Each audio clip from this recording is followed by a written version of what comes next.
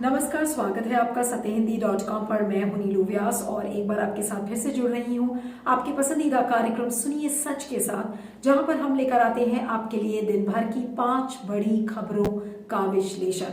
और इसके पहले कि इस वीडियो की शुरुआत करूं, एक छोटी सी दरख्वास्त है आपसे कि आज के समय में स्वतंत्र पत्रकारिता करना बहुत मुश्किल है, इसलिए हमें आपका समर्थन चाहिए। और इस वीडियो के डिस्क्रिप्शन बॉक्स में जाएं, उसमें एक लिंक है, उस लिंक को क्लिक करें और सत्य हिंदी की सदस्यता लें, हमें भुगतान करें।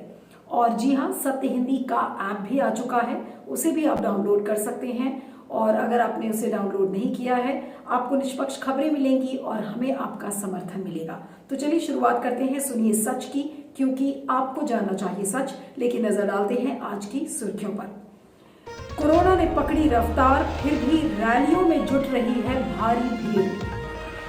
कोरोना खतरे के बीच जीडीपी दर 10.5 से 12.5% कैसे बढ़ेगी?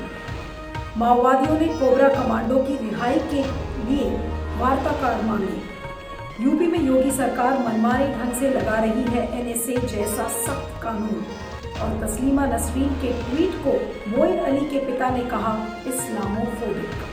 तो चलिए आज सुनिए सच की शुरुआत करते हैं कोरोना के बढ़ते मामलों से। जी हाँ, कोरोना बिल्कुल बुलेट ट्रेन की रफ्तार से जो उसका संक्रमण है वो फैलता जा रहा है। पिछले 24 घंटे में 1.25 लाख से ज्यादा केसेस सामने आए हैं। और विश्व में भारत, अगर हम डेली इन्फेक्शंस की बात करें तो ऐसा लग रहा है कि भारत इस समय नंबर 1 पोजीशन पर आ गया है। तो बहुत ही एक भयावह स्थिति है। और जो पिछले साल के अगर आप इमेजेस को याद करें कि किस तरीके से मजदूरों ने पलायन शुरू कर दिया था, जो रोजगार और व्यापार था वो बिल्कुल ठप बैठ चुका था, तो कुछ उसी तरीके की स्थिति एक बार फिर से सामने आ रही है।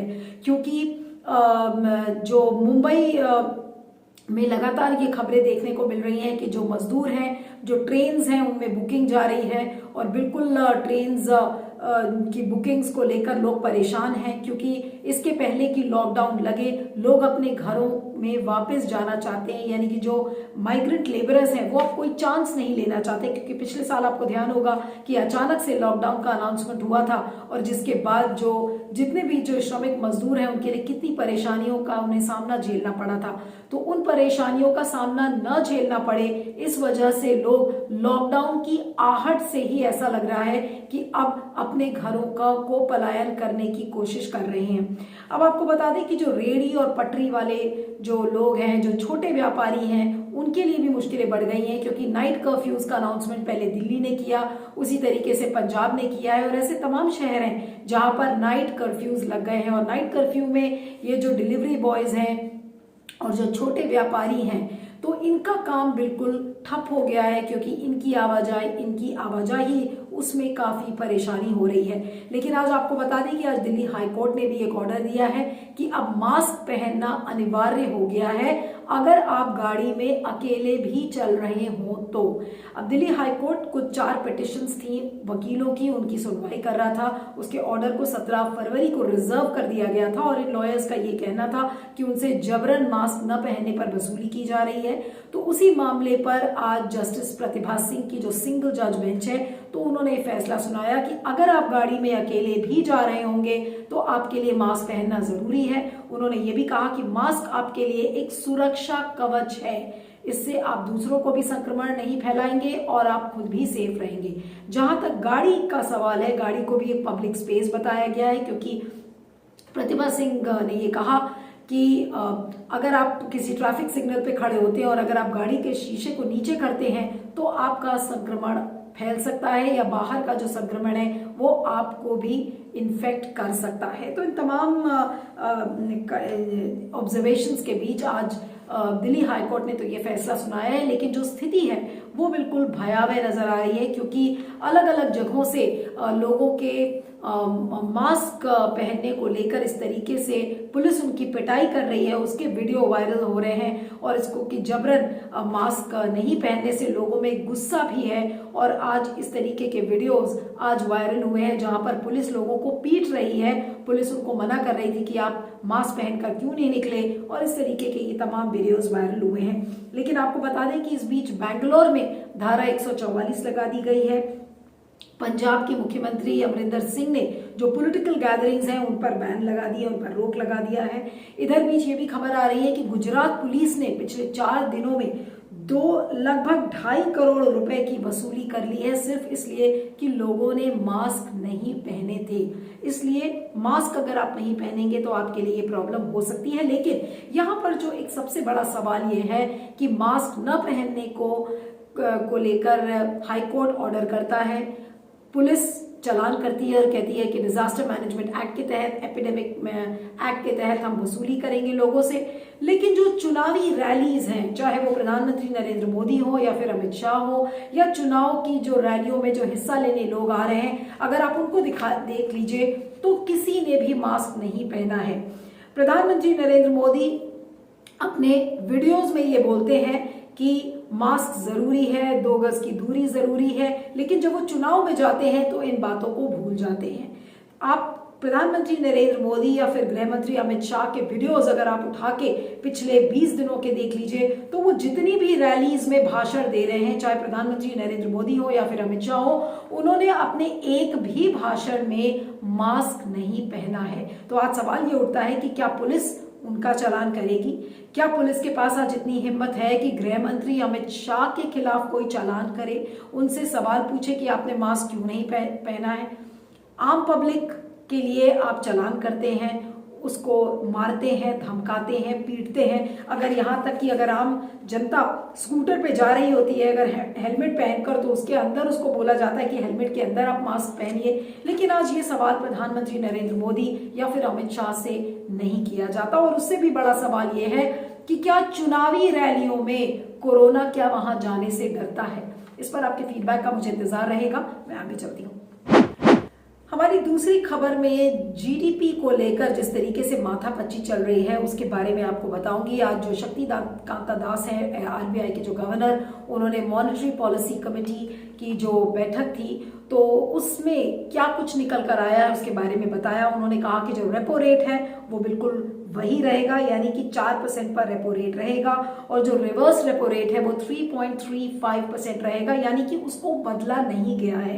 कोरोना के खतरे को देखते हुए जो अकोमोडेटिव स्टैंस है गवर्नमेंट का, यानी कि जो चीजों को एडजस्ट किया जा रहा है ताकि जो आर्थिक मंदी है उसे कम किया जा सके, ग्रोथ को रिवाइव किया जा सके, तो इन सारी चीजों को देखते हुए रेपो रेट और रिवर्स रेपो रेट को नहीं बदला गया है। लेकिन साथ में शक्तिकांता दास ने यह भी कहा कि जो जीडीपी का फोरकास्ट है आने वाले दिनों के लिए वो 10.5% है, यानी 10.5% की जीडीपी का फोरकास्ट किया गया है। और उसमें क्रेडिट फ्लो की बात कही गई है कि जो क्रेडिट फ्लो है उसको बढ़ाया जाएगा जहां तक हाउसिंग और एमएसएमई सेक्टर है। उसके अलावा एक जीसेक एक्विजिशन प्रोग्राम का भी अनाउंसमेंट हुआ है ताकि लिक्विडिटी को मेंटेन किया जा सके। लेकिन इन सारी खबरों के बीच कल हमने देखा था कि जो इंटरनेशनल मॉनेटरी फंड है तो उसने भी जो जीडीपी दर को घोषित किया था वो भारत के लिए वो ये कहा था कि 12.5% जीडीपी का फोरकास्ट आईएमएफ ने किया था। और गीता गोपीनाथ जो कि चीफ इकोनॉमिस्ट है आईएमएफ की, तो उन्होंने जनवरी के महीने में जो फोरकास्ट की थी जीडीपी की वो 11.5% थी। लेकिन कोरोना का संक्रमण बढ़ रहा है, लेकिन साथ में ही आईएमएफ ने 12.5% का जीडीपी का फोरकास्ट किया है। तो अब सवाल ये खड़े हो रहे हैं कि क्या ये जो अनुमान लगाए जा रहे हैं क्या ये मुंगेरी लाल के हसीन सपने तो नहीं, या सिर्फ ये पेपर पे तो अनुमान नहीं, क्योंकि जिस तरीके से लोगों के व्यापार पर इस समय बिल्कुल हमला हो रहा है, कोरोना का संक्रमण लगातार बढ़ रहा है, सिर्फ क्या वैक्सीनेशन की ड्राइव को देखते हुए इस तरीके का एक सकारात्मक अनुमान लगाना क्या सही होगा, और क्या वाकई में वो चीज रियलिस्टिकली साबित हो पाएगी या नहीं हो पाएगी, इसको लेकर बहुत सारे डाउट्स हैं। और आपको बता दें कि ये डाउट्स और कोई नहीं बल्कि आईएमएफ ने ही किया है कि भारत पर गंभीर एक स्थिति हो सकती है भारत के लिए आने वाले दिनों में। और जो ये 12.5% का जो अनुमान लगाया गया है ये भी कहा गया है कि ये इससे कम भी हो सकता है।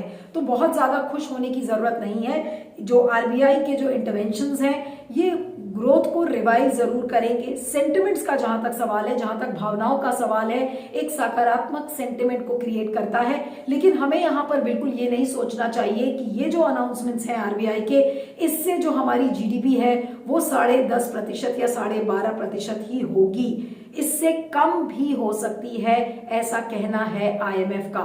अब जो ये तमाम अटकलें लग रही हैं कि जो छोटे व्यापारी हैं, आर्थिक जो स्थिति है वो मंदी की तरफ जा रही है और कोरोना का संक्रमण जिस तेजी से बढ़ रहा है, तो इसको लेकर तमाम डाउट्स लोगों के मन में हैं कि इस तरीके की जीडीपी का जो अनुमान है क्या वो सही होगा या नहीं सही होगा। अब आपको बता दें कि ये जितने भी इंटरवेंशन मेजर्स जो आरबीआई ने लिए हैं कि रिवर्स रेपो रेट को नहीं बदला है, रेपो रेट को नहीं बदला है, जीसैप प्रोग्राम्स का अनाउंसमेंट हुआ है ताकि लिक्विडिटी को ठीक से संभाला जा सके, तो ये इंटरवेंशनिस्ट मेजर्स हैं। लेकिन सरकार क्या वाकई में आर्थिक जो व्यवस्था है उसको पटरी पर ला पाएगी, इसको लेकर अभी बहुत सारा डाउट है। क्योंकि अगर लॉकडाउन अनाउंस हो गया तो ये जितने भी सेंटिमेंट हैं ये धरे के धरे रह जाएंगे, क्योंकि जैसे ही लॉकडाउन अनाउंस होगा तो लॉकडाउन के अनाउंस होते ही जो पूरा मैन्युफैक्चरिंग सेक्टर है, प्रोडक्शन यूनिट्स हैं, वो कहीं ना कहीं बिल्कुल मंद पड़ जाएंगे। तो ऐसी स्थिति ना हो, इसको लेकर आज एक पॉजिटिव अनाउंसमेंट आरबीआई ने जरूर किया है। लेकिन हम ये सोचकर बिल्कुल नहीं बैठ सकते कि नहीं ये हमारे लिए ग्रीन शूट है और हमारे जो जीडीपी की दर है वो 12.5% जैसा आईएमएफ ने कहा है या 10.5% का जो अनुमान आरबीआई ने लगाया है वो पूरा ही होगा। तो जो आने वाले दिन है वो हमारे लिए बहुत टफ होंगे। ये देखना होगा कि जिस तरीके से कोरोना का जो संक्रमण है अगर बढ़ेगा तो वाकई में लॉकडाउन की स्थिति बनती है। अगर बनती है तो फिर ये चीजें हमारी इकोनॉमी के लिए ठीक साबित नहीं होंगी और इकोनॉमी जो पटरी पर समेटती हुई नजर आई थी थोड़ा बहुत पिछले 2 क्वार्टर्स के बाद, तो वो फिर से संकुचित हो सकती है, फिर से कॉन्ट्रैक्चुअल मोड में जा सकती है। इस पर आपका क्या सोचना है, फीडबैक दीजिएगा, मैं आगे चलती हूँ।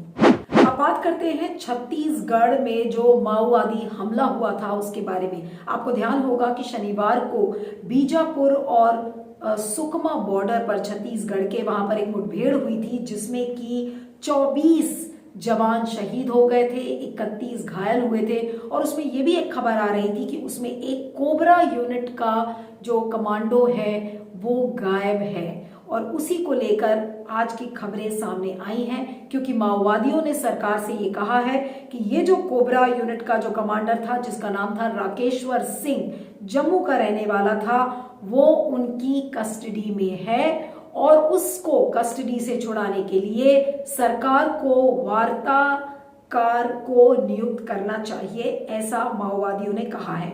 अब आपको बता दें कि एक प्रेस नोट जारी हुई थी जो विकल्प जो स्पोक्स पर्सन है दंडाकरण्या स्पेशल जोनल कमेटी के, जो कि एक बैंड सीपीआई माओइस्ट की एक संगठन है, तो उन्होंने कहा है कि ये जो राकेश्वर सिंह है ये उनकी सेफ कस्टडी में है और तुरंत वार्ताकारों को नियुक्त किया जाए। अब आपको बता दें कि जो DSZC है यानी कि जो दंडाकरण्या स्पेशल जोनल कमेटी ने एक प्रेस नोट जो 6 अप्रैल की थी उसमें ये लिखा है कि माओवादियों ने 24 पुलिसकर्मियों को मारा था, 31 घायल हुए थे, जिसमें कि उन्होंने एक ये भी बताया है कि कितने माओवादी मारे गए। उन्होंने कहा कि 4 माओवादी मारे गए। इसके अलावा उन्होंने कहा कि माओवादियों के पास 14 हथियार मिले हैं और 2000 से ज्यादा बुलेट्स मिली हैं और भी बहुत सारे आइटम्स हैं जो उनकी कस्टडी में हैं। तो ये बातों को आज जो विकल्प स्पोक्स पर्सन है दंडाकरण्या स्पेशल जोनल कमेटी के, उन्होंने ये बातें कही हैं। अब देखना ये है कि सरकार अब किस तरीके से इस प्रेस नोट को वेरीफाई करती है, क्योंकि जो आईजी बस्तर जोन के हैं पी सुंदरराज, उन्होंने कहा है कि इस प्रेस नोट को वेरीफाई किया जाएगा और उसके बाद कुछ भी अगला एक्शन उठाया जाएगा। लेकिन इधर बीच जो पुलिसकर्मी हैं उन्होंने राकेश्वर सिंह का जो परिवार जम्मू में रहता है उसे संपर्क किया है कि वो उस परिवार के साथ हैं और जो भी सपोर्ट होगा वो उसको करेंगे। तो ये तो आज माओवादियों की तरफ से एक दूसरा कदम आया है कि वो अब एक ट्रेड ऑफ करना चाहते हैं और राकेश्वर सिंह को वो तभी छोड़ेंगे जब हो सकता है कि उनकी कुछ लिस्ट ऑफ डिमांड्स हो और उन डिमांड्स को पूरा किया जाएगा या नहीं किया जाएगा।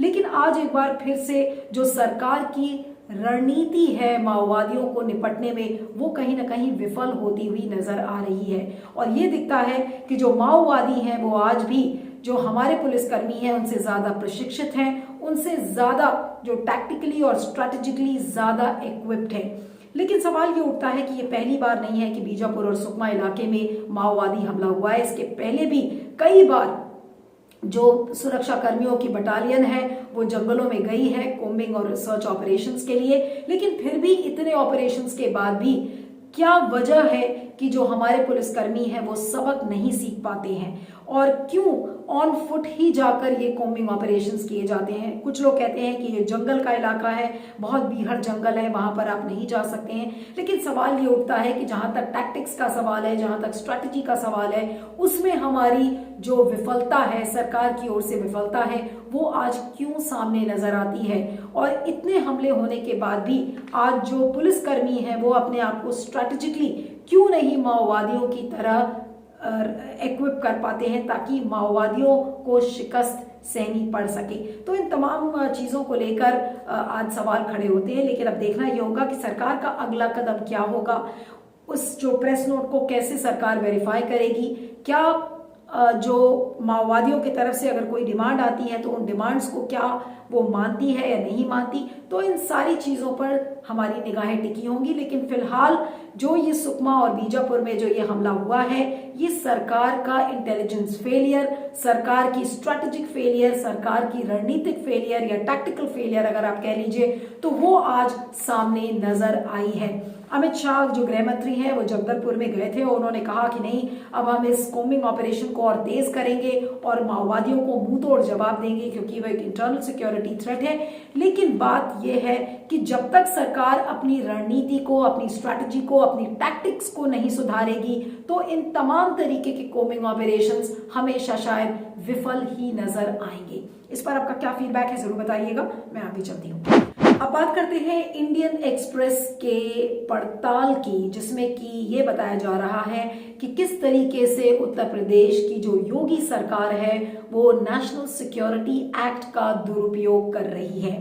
पार्ट 1 के बारे में हमने आपको बताया था, इंडियन एक्सप्रेस ने भी बताया था, और पार्ट 2 का जो इन्वेस्टिगेशन है उसमें ये निकल कर आया है कि जितने भी मामले हैं जनवरी 2018 से लेके दिसंबर 2020 के बीच में ज्यादातर मामले जो थे वो सांप्रदायिक विद्वेष फैलाने के मामले थे या फिर गौ हत्या के मामले थे। और इन मामलों में रसूका को लगाया गया, यानी कि राष्ट्रीय सुरक्षा कानून को लगाया गया है और उसका बेदर्दी से दुरुपयोग भी किया गया है। अब जो आंकड़े एक सामने आए हैं उसमें यह बताया गया है कि पिछले 3 सालों में सबसे ज्यादा मामले गौ हत्या के और सांप्रदायिक विद्वेष फैलाने के मामलों में रसूका को लगाया गया है।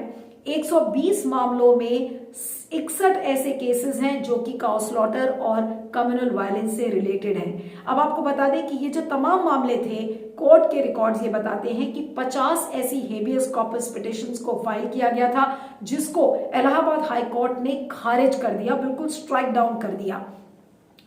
और कम्युनल इंसिडेंट्स के जो मामले हैं वो 100% बढ़ गए थे और जनवरी 2018 और दिसंबर 2020 में 20 ऐसे केसेस आए थे और 20 के 20 केसेस को इलाहाबाद हाई कोर्ट ने स्ट्राइक डाउन कर दिया, यानी कि 100% स्ट्राइक रेट था हाई कोर्ट का उन मामलों को खारिज करने में जहां पर कम्युनल वायलेंस के इंसिडेंट्स थे, काउ स्लॉटर के इंसिडेंट्स थे, उनको जहां पर उन केसेस में एनएसए लगाई गई थी तो उसको कोर्ट ने बिल्कुल स्ट्राइक डाउन कर दिया। और मजे की बात यह है कि इस पड़ताल में जो एक बात सामने आ रही है कि इस एनएसए को लगाया गया है ज्यादातर केसेस में माइनॉरिटी कम्युनिटी के खिलाफ, एक खास समुदाय के खिलाफ इन केसेस को लगाया गया है।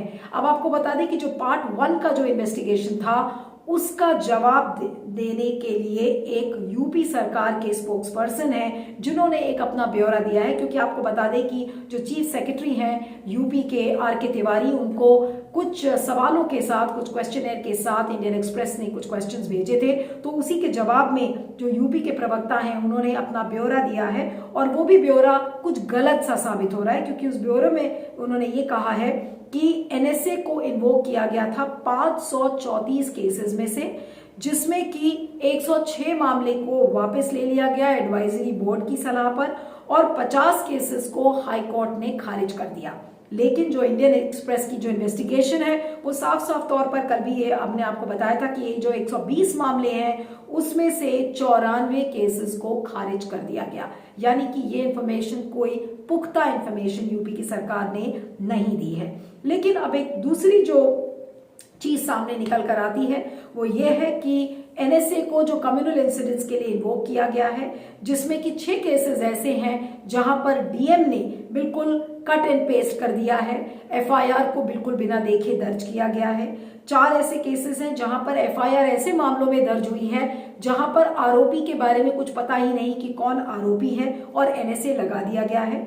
और कई मामलों में डीएम्स ने बहुत आइडेंटिकल ग्राउंड्स दिए हैं, और खास समुदाय से जो मैं बार बार आपको कह रही हूं कि इस एनएसए को लगाया गया है, इसमें कुछ केसेस सामने आए हैं जिनके बारे में नाम लेकर मैं आपको बताना चाहूंगी, जिसका नाम इंडियन एक्सप्रेस ने भी लिया है। फरखुद सिद्दीकी, नूरे आलम, शमशेर, आदाब, ये सारे ऐसे लोग हैं जिनके खिलाफ इनके नाम से एफआईआर दर्ज हुई है, लेकिन इनका रोल समझ में नहीं आया कि इन लोगों ने एग्जैक्टली क्या किया है। दूसरे जो केसेस हैं उसमें पक्षकार नहीं है इनके केसेस में, ऐसे बातें भी आज सामने नजर आई हैं। तो कुल मिलाकर जो इंडियन एक्सप्रेस की जो इन्वेस्टिगेशन है वो ये साफ बताती है कि एनएसए का दुरुपयोग किस धड़ल्ले से योगी सरकार कर रही है। किसी भी कानून को आप एग्जीक्यूटिव की ताकत मानते हैं, और यहां पर एग्जीक्यूटिव उस ताकत का दुरुपयोग कर रही है। और जब जर्नलिस्ट इस बात को उजागर करते हैं तो जर्नलिस्ट को आरोपी बना दिया जाता है, या फिर जर्नलिस्ट को एंटी नेशनल कहा जाता है। और अब आज योगी सरकार का क्या कहना है इस इंडियन एक्सप्रेस की इन्वेस्टिगेशन को लेकर? क्या वो कोर्ट के रिकॉर्ड्स को गलत बताएगी? क्या आज कोर्ट को खुद ही, उसी के अलावा हाई कोर्ट को क्या वो गलत साबित करेगी? तो ये तमाम आज सोचने वाले सवाल हैं, और अब शायद वक्त आ चुका है, और इस पर आपके फीडबैक का भी मुझे इंतजार रहेगा कि जिस तरीके से और जिस धड़ल्ले से एनएसए का दुरुपयोग किया जाता है, तो क्या उस पर सरकार कोई गाइडलाइंस लाएगी या कोई ऐसा प्रोटोकॉल बनाएगी कि किन केसेस में आपको एनएसए दर्ज करना चाहिए या नहीं दर्ज करना चाहिए।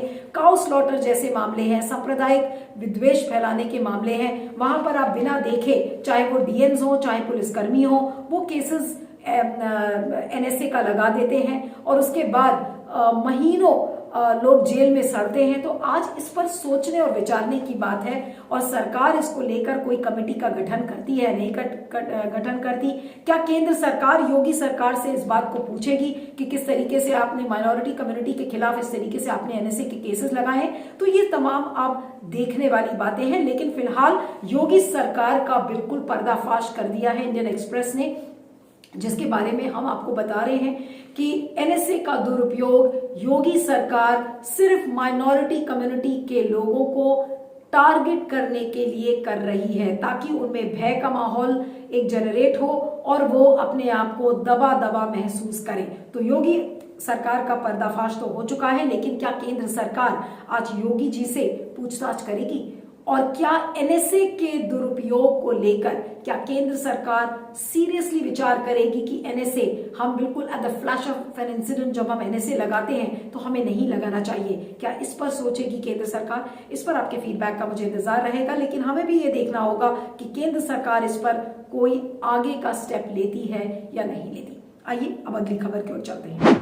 अब बात करते हैं बांग्लादेश की लेखिका तस्लीमा नसरीन के एक ट्वीट की। आपको ध्यान अगर हो तो उन्होंने एक ट्वीट किया था इंग्लैंड के क्रिकेटर मोइन अली के लिए, और उन्होंने मोइन अली के लिए ये ट्वीट किया था कि अगर मोइन अली क्रिकेट में नहीं जाते तो वो फिर शायद सीरिया जाकर आईसिस में शामिल हो जाते। लेकिन उस ट्वीट की बहुत आलोचना हुई सोशल मीडिया पर। उसके बाद तस्लीमा नसरीन ने उस ट्वीट को डिलीट किया और एक्सप्लेनेशन में ये लिखा कि ये जो ट्वीट उन्होंने किया था ये एक मजाक था। तो आज सवाल ये उठता है कि मजाक या सार्काज्म वर्ड जो उन्होंने इस्तेमाल किया है, तो आज सार्काज्म की परिभाषा क्या है?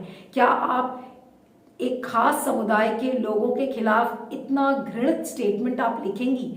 ये एक बड़ा सवाल आज तस्लीमा नसरीन के ट्वीट से हुआ है। लेकिन इस ट्वीट की जिस तरह से क्रिकेटर्स ने आलोचना की है, चाहे वो जोफ्रा आर्चर हो, चाहे साकिब महमूद हो, लेकिन इसके बाद आज मोइन अली के जो पिताजी हैं मुनीर अली, उन्होंने भी लिखा है कि वो काफी स्तब्ध हैं तस्लीमा नसरीन के ट्वीट को लेकर, और उन्होंने कहा है कि तस्लीमा नसरीन को खुद आईने में देखना चाहिए, तब उन्हें पता चलेगा कि इस्लामिक कट्टरता क्या होती है। अब आपको बता दें कि तस्लीमा नसरीन हमेशा इस्लामिक कट्टरता के खिलाफ लिखती आई हैं और फंडामेंटलिज्म के खिलाफ लिखती आई हैं, तो उसी को लेकर आज वो खुद निशाना फंडामेंटलिज्म का बन गई हैं। क्योंकि मुनीर अली ने, जो मोइन अली के पिता हैं, तो उन्होंने लिखा है कि ये मुस्लिम शख्स के खिलाफ बहुत घृणित और रूढ़िवादी बात लिखी है तस्लीमा नसरीन ने, और ये बहुत ही एक इस्लामोफोबिक बयान है।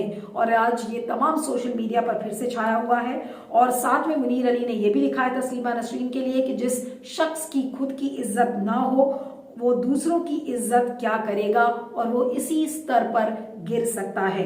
और साथ में उन्होंने ये भी कहा कि अगर वो तस्लीमा नसरीन से कभी मिलेंगे तो वो बताएंगे तस्लीमा नसरीन को कि वो उनके बारे में क्या सोचते हैं। अब यहाँ पर यह आपको याद दिलाना होगा कि मोइन अली एक बहुत ही हार्डकोर मुस्लिम माने जाते हैं, जिसमें कि वो देखा गया है कि जब क्रिकेटर शराब का सेवन करते हैं तो वो शराब का सेवन भी नहीं करते। उन्होंने जिस तरीके से अपनी दाढ़ी को बढ़ाया हुआ है, बहुत सारे लोगों ने उनकी आलोचना भी की कि दाढ़ी को छोटी करवा लीजिए, लेकिन वो एक मुस्लिम आइडेंटिटी माना जाता है, तो उन्होंने कहा चाहे कुछ भी हो जाए वो अपनी दाढ़ी को छोटा नहीं कराएंगे। तो एक मुस्लिम आइडेंटिटी से वो